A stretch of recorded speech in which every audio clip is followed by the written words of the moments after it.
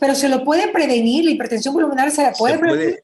Se puede prevenir con un diagnóstico oportuno y dando las medicaciones.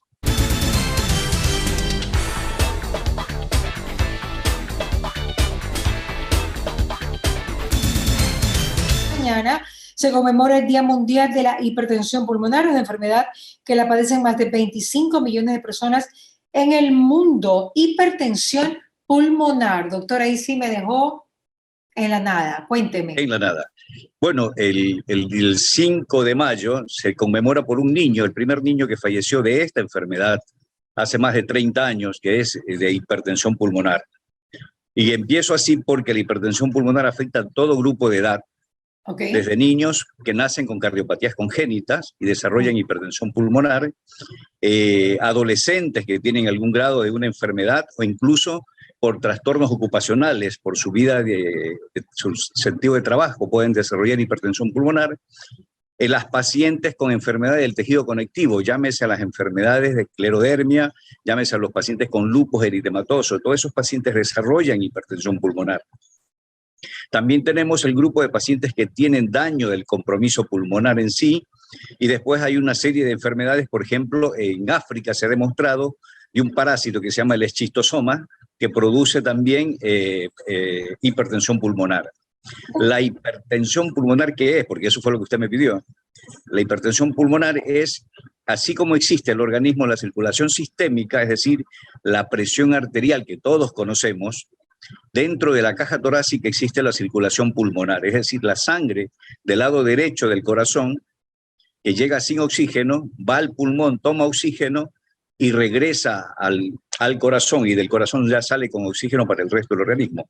Ese circuito del lado derecho es el que se afecta. Okay. Entonces produce la hipertensión pulmonar.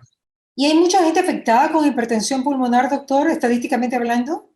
Estadísticamente sí, lo que pasa es que como al ser una enfermedad poco conocida, por lo tanto, el individuo o la persona que la padece pasa dando vueltas en los sistemas médicos y se pierde hacer el diagnóstico, y eso tiene que ver también con el pronóstico.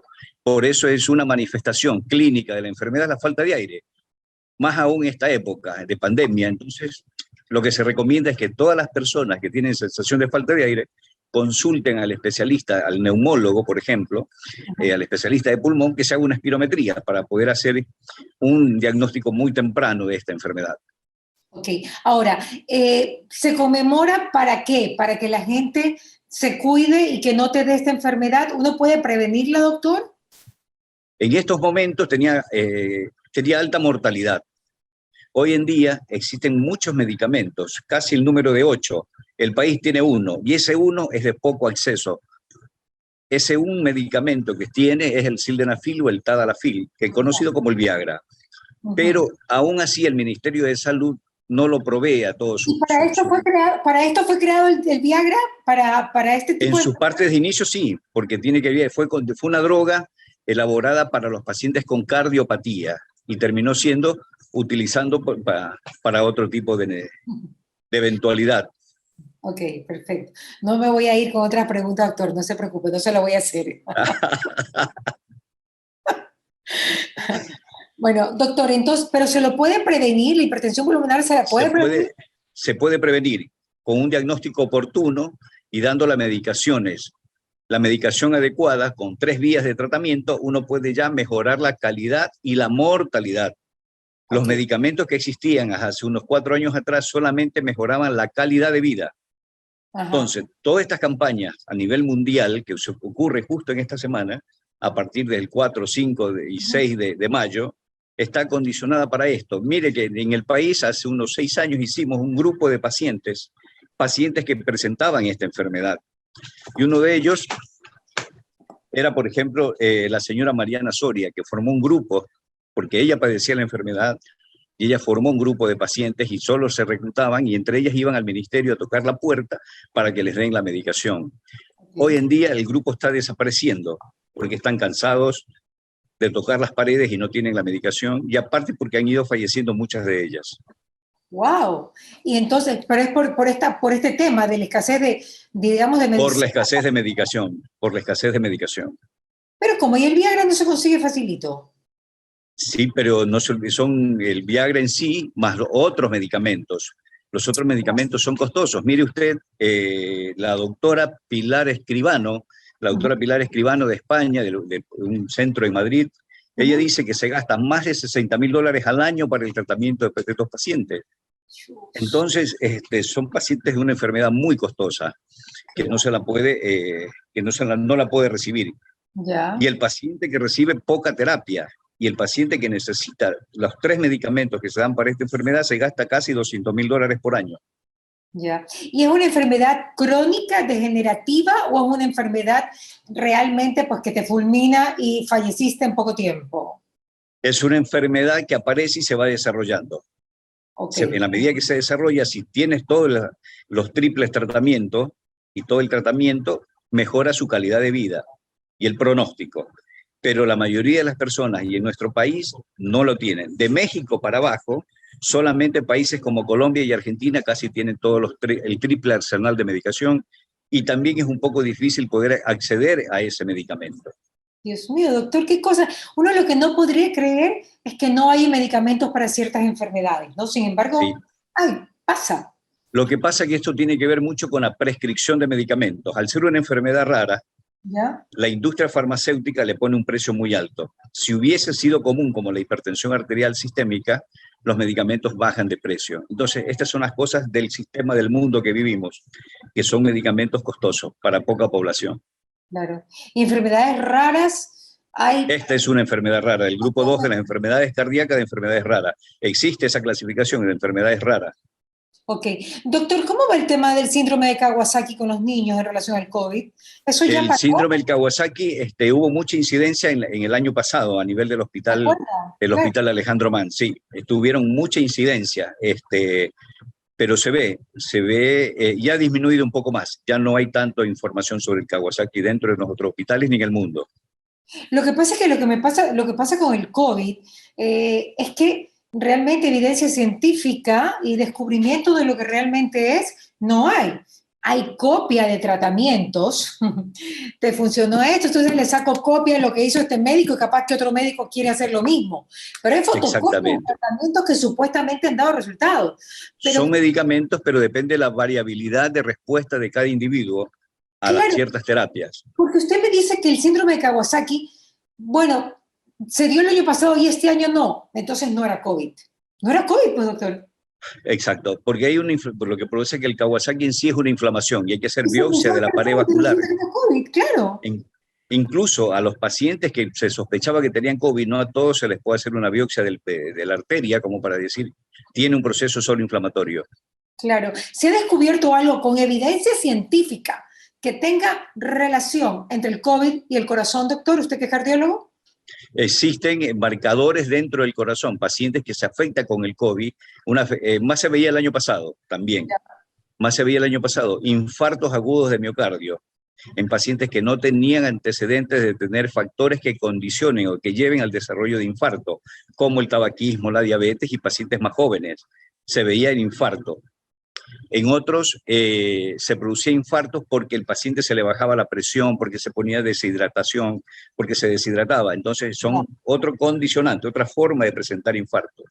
Porque el COVID afecta de una manera indirecta al músculo cardíaco y afecta de una manera también directa a las paredes de las arterias, como el Kawasaki, como el desarrollo de inflamación de la pared endotelial. ¿Por qué razón afecta el músculo cardíaco? ¿Por inflamación? Por inflamación. Y al músculo cardíaco lo daña y el paciente entra con un cuadro de insuficiencia cardíaca y que se ahoga.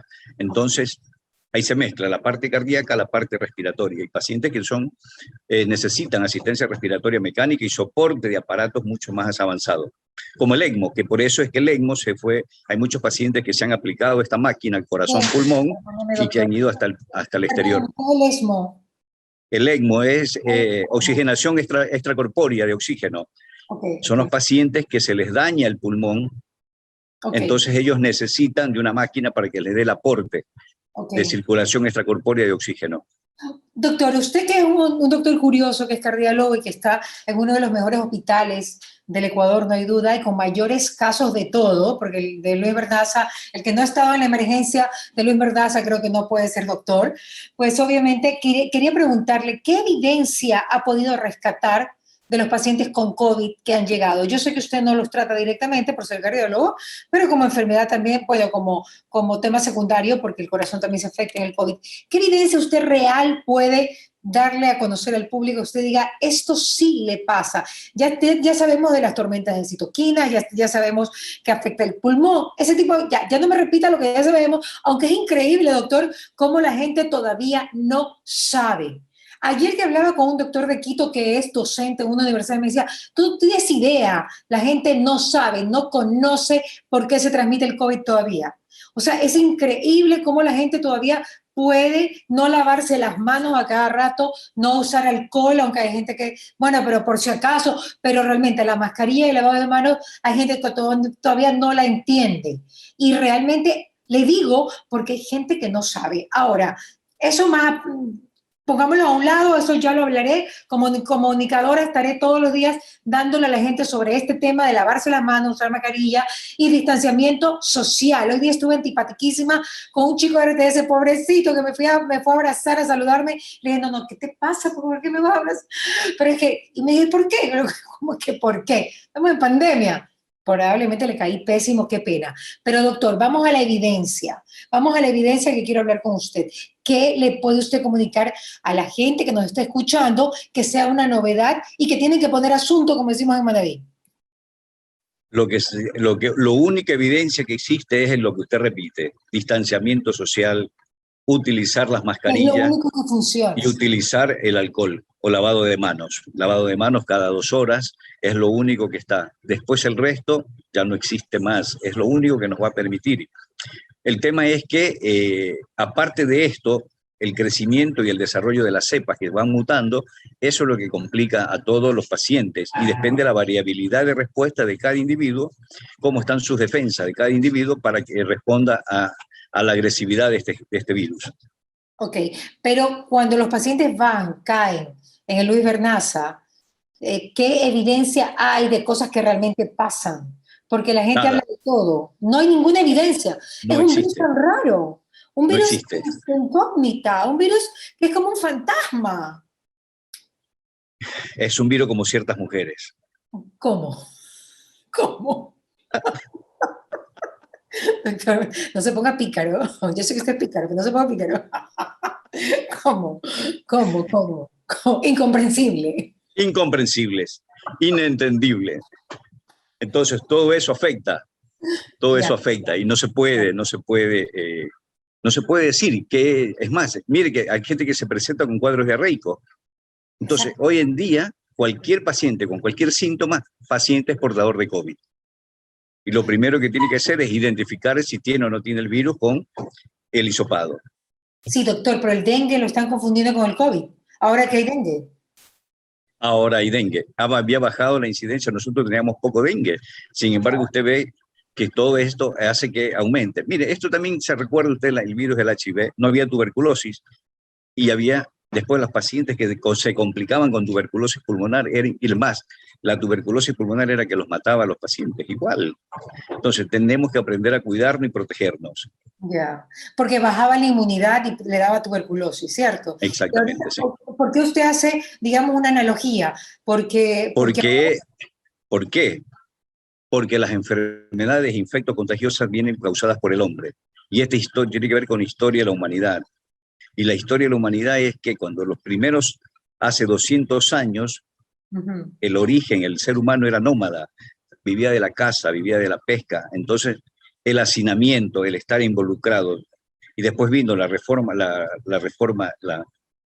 revolución industrial y nos produjo todo este cuadro de infecciones por el smog, por la contaminación ambiental, porque la gente no controla, hacía sus necesidades y contaminaba las aguas. Entonces, todo esto es por el hombre. todavía, doctor, en la zona rural eso es de lo más común, pues, doctor. ¿Sí?